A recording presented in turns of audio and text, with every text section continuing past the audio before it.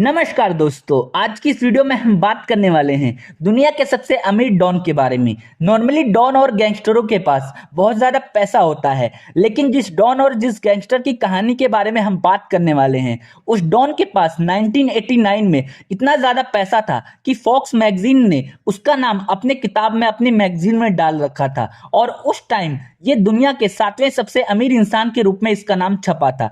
एक अंदाजे के हिसाब से इसके पास 30 बिलियन डॉलर से भी ज्यादा की संपत्ति थी, और ये संपत्ति व्हाइट मनी थी जो लोगों को पता थी। तो आप अंदाजा लगा सकते हैं कि इसके पास ब्लैक मनी कितना था।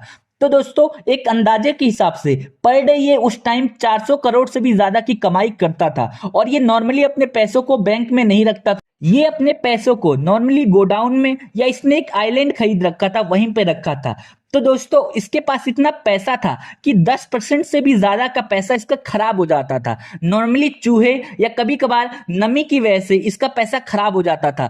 मतलब लाखों करोड़ों डॉलर तो हर महीने इसके ऐसे ही खराब हो जाते थे। तो आप अंदाजा लगाइए कि इस इंसान के पास कितना पैसा था। और एक अंदाजे के हिसाब से यह भी बताया जाता था कि इसके पास इतना पैसा था कि उन पैसों को एक गड्डी बनाई जाती थी और उन गड्डियों के लिए रबड़ बैंड खरीदे जाते थे। और नॉर्मली हर महीने लाखों के रबड़ खरीदे जाते थे इन पैसों को संभालने के लिए। इन पैसों को संभालने के लिए ये गड्ढे बना दिया करता था और उन गड्ढों के अंदर पैसों को दबा देता था। और कुछ पैसों के बारे में तो इसको खुद भी पता नहीं होता था कि इसके पैसे कहां कहां हैं। तो दोस्तों, इसके बारे में एक और कहानी मशहूर है कि एक बार ये अपनी बेटी के साथ कहीं पे घूमने गया हुआ था और उस इलाके में बहुत ज्यादा ठंड थी और इसकी बेटी बोल रही थी कि पापा बहुत ज्यादा ठंड लग रही है। तो जब इसके पास कोई और उपाय, कोई और रास्ता नहीं मिला अपनी बेटी की ठंड को कम करने के लिए, तो इसने क्या किया, 13 करोड़ से भी ज्यादा के पैसे को इसने ऐसे ही जला दिया ताकि इसकी बेटी उस आग की तपन से अपने ठंड को कम कर सके। तो आप अंदाजा लगाइए कि इस इंसान के पास पैसों की कोई कमी नहीं थी।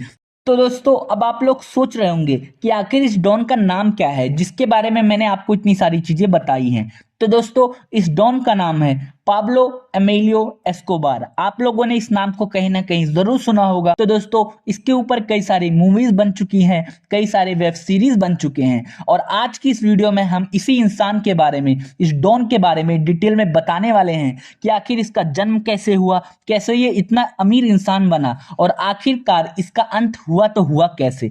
तो दोस्तों, वीडियो में आगे बढ़ने से पहले मैं चाहूंगा आप मेरे इस चैनल को सब्सक्राइब कर दो ताकि मैं थोड़ा मोटिवेट हो सकूं आप लोग के लिए और भी अच्छी अच्छी और बेहतरीन वीडियो बनाने के लिए। तो दोस्तों, अब हम वीडियो में आगे बढ़ते हैं। तो दोस्तों, इस डॉन का जन्म कोलंबिया देश में एक शहर है रियो नाग्रो, 1949 में रियो नाग्रो में इस डॉन का जन्म हुआ। और ये टोटल 3 भाई थे और शुरुआत से ही इसके जो फादर थे वो बहुत ज्यादा गरीब थे और इनके पास इतना कम पैसा था कि नॉर्मली जब ये लोग स्कूल जाते थे किसी भी तरीके से, तो इनके पास जूते नहीं हुआ करते थे। इस वजह से स्कूल वाले इनको स्कूल से निकाल देते थे। और धीरे धीरे करके जब ये बड़ा हुआ और ये कॉलेज जाने लग गया, तो कॉलेज में भी जब इसके पास फीस नहीं होती थी तो कॉलेज वाले इसको निकाल दिया करते थे। मतलब शुरुआत से ही इसने बहुत ज्यादा गरीबी देखी, लेकिन पढ़ने लिखने में ये ठीक ठाक था। तो धीरे धीरे करके इसने अपनी पढ़ाई कंप्लीट करी, लेकिन इसके मन में कहीं ना कहीं ये बात बैठ गई थी कि ये बहुत ज्यादा गरीब है, जिसकी वजह से इसको बहुत सारी प्रॉब्लम फेस करनी पड़ रही है। और उसी टाइम इसने ये कसम खा ली कि ये 20 की उम्र से पहले ही ये करोड़पति बन के दिखाएगा। तो इसके लिए इसने क्या किया, इसने सोचा कि सही रास्ते से तो ये अमीर बन नहीं सकता, तो क्यों ना गलत रास्ते को आजमाया जाए। तो धीरे धीरे करके ये क्या करता, छोटे छोटे गलत काम करने लग गया, जैसे चोरियां करने लग गया, या फिर बैंक के आसपास ही खड़ा हो जाता था। वहां पे जो लोग पैसे निकाल के जाते थे तो कभी कभार ट्राई करता था कि वो पैसे उनसे छीन सके, लेकिन उस टाइम ये बहुत छोटा हुआ करता था, तो इस वजह से किसी भी चीज में कामयाब नहीं हो पाता था। तो दोस्तों, इसने एक बार नोटिस किया कि जो लोग मर जाते हैं और जिन लोगों को कब्रिस्तान ले जाया जाता है, तो नॉर्मली जो अमीर लोग होते हैं, तो जो उनके चहेते लोग मर जाते हैं, उन लोगों के लिए अच्छे अच्छे पत्थर वहां पे लगाए जाते हैं और उन पत्थरों पे बहुत अच्छे अच्छे डिजाइन होते हैं और उन पत्थरों की बहुत ज्यादा कीमत हुआ करती थी उस टाइम। तो इसने क्या किया, उन पत्थरों को चोरी करना शुरू कर दिया। मतलब ये कब्रिस्तान से पत्थर चुराया करता था और उन पत्थरों को अलग अलग लोगों को या अलग अलग गैंग को बेच दिया करता था और वहां से ही उसने ठीक ठाक कमाई करनी शुरू कर दी थी। लेकिन उसने अंदाजा लगाया कि इन पत्थरों को बेच के तो इतनी जल्दी ये अमीर बन नहीं सकता, और उसके साथ साथ ये बहुत सारे ब्लैक अवैध धंधे भी किया करता था, जैसे कि चोरी करना, डकैती करना और भी बहुत सारी चीज़ें करता था। लेकिन ये सारी चीज़ें करके इसको इस बात का एहसास हुआ कि इन सारी चीज़ों से ये इतनी जल्दी अमीर तो बन नहीं सकता। तो इसने क्या किया, इसने सोचा क्यों ना किसी ऐसे अमीर इंसान को किडनैप किया जा सके जिससे एक साथ ही लाखों करोड़ों डॉलर एक साथ कमाया जा सके या उनसे मांगा जा सके। तो इसने क्या किया, 1970 के आसपास एक बहुत सबसे अमीर, मतलब जिस शहर में ये रहा करता था उस शहर के सबसे अमीर इंसान को इसने किडनैप किया और उसके बाद इसने उन लोगों से 1 लाख डॉलर की मांग करी। और आप अंदाजा लगाइए कि इसको 1 लाख डॉलर मिल भी गए उस टाइम, मतलब आज के करीब करीब 75 या 80 लाख के हिसाब से उस टाइम के 1 लाख डॉलर बनते हैं। तो इसने 1 लाख डॉलर की मांग करी, 1 लाख डॉलर इसको मिल गए और उसके बाद ये इतने ज्यादा खुश हुआ कि इसने सोचा कि अब ये धीरे धीरे करके अपने लक्ष्य की तरफ बढ़ रहा है, क्योंकि इसने लक्ष्य रखा था कि ये 20 या 22 की उम्र तक करोड़पति बन जाएगा।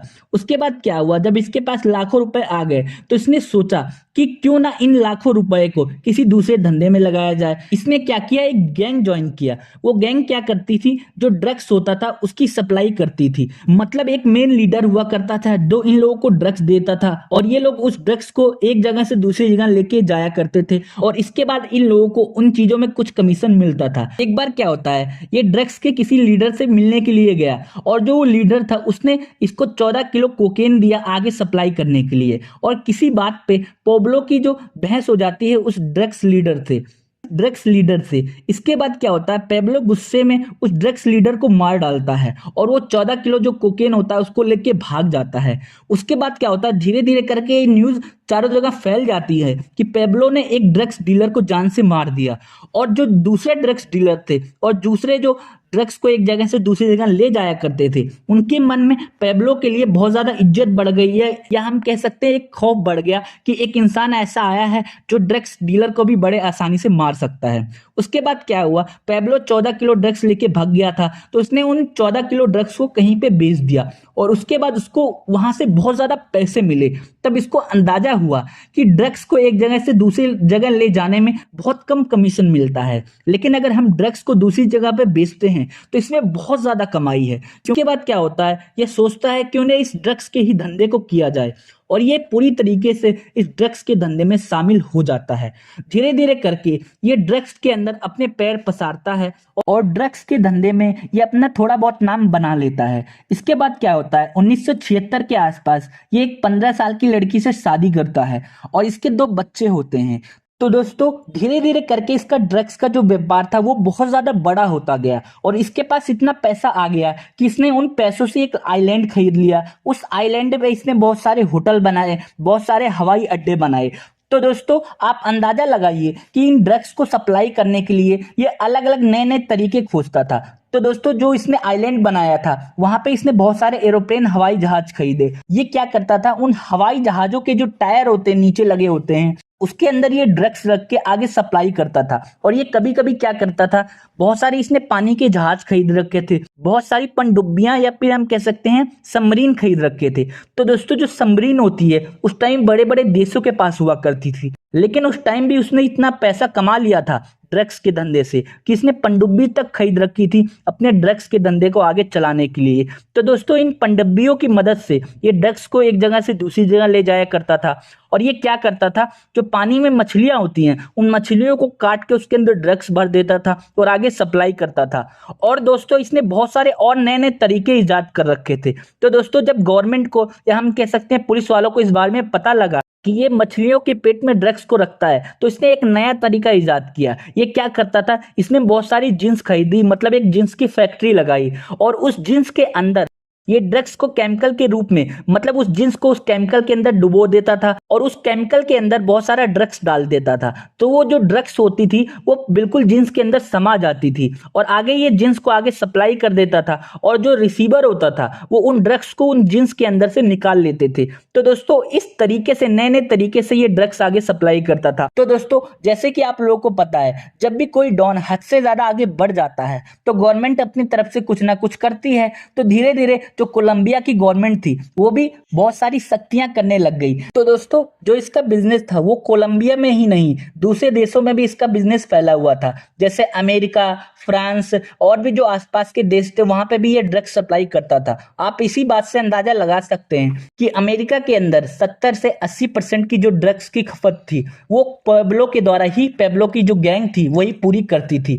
तो दोस्तों जब अमेरिका को इस बात की खबर लगी कि ये हमारे देश में ड्रग्स को बहुत ज्यादा फैला रहा है, तो अमेरिका ने कोलंबिया देश के ऊपर दबाव बनाया कि पेब्लो को किसी भी तरीके से खत्म किया जाए, या हम कह सकते हैं कि पेब्लो को अमेरिका को सौंप दिया जाए। तो दोस्तों उस टाइम कोलंबिया और अमेरिका देश में एक समझौता था कि अगर अमेरिका कभी भी किसी भी इंसान को कोलंबिया से मांगेगा कि मतलब उसके ऊपर बहुत सारे क्रिमिनल चार्जेस है अमेरिका की तरफ से, तो कोलंबिया देश की मजबूरी होगी कि वो उस इंसान को अमेरिका को सौंपेगा। और इस बात की खबर पेब्लो को पहले से ही थी। तो पेब्लो ने सोचा कि आज नहीं तो कल इसका धंधा बंद हो जाएगा या गवर्नमेंट कोई ना कोई एक्शन लेगी, तो ये अपनी तरफ से क्या कर सकता है। तो इसने क्या किया, इसने सोचा क्यों ना पॉलिटिक्स में हाथ आजमाया जाए। अगर ये देश में बहुत बड़ा लीडर बन जाता है तो धीरे धीरे करके ये कानूनों को चेंज कर देगा और अपने हिसाब से उन कानूनों को बदल देगा। तो इसने सोचा क्यों ना जो उस टाइम कोलंबिया की गवर्नमेंट है उनके पास जाया जाए। तो इसने क्या किया, कोलंबिया की गवर्नमेंट के पास गया